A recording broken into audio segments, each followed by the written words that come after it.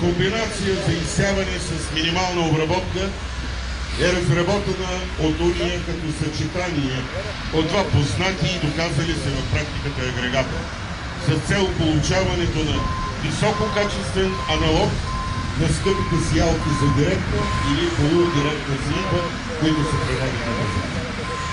Поради факта, че това е съчетание от два агрегата, на клиентите се предлага уникална гъвкавост при експлоатацията и поради факта, че те могат да се ползват както заедно, така и самостоятелно.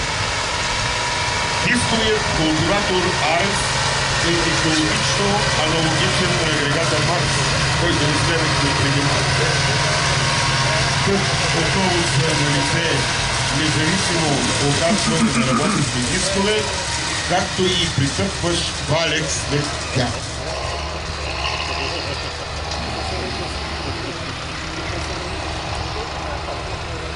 Тази машина може да бъде закупена и отделно, като в този случай може да се избира между навесна и полунавесна версия.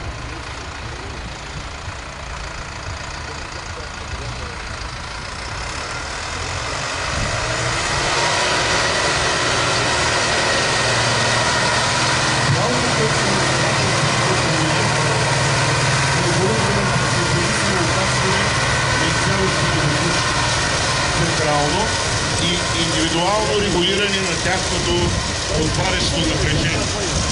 Безстепенна скоростна, позволяваща достигането на много ниски сеитбени норми.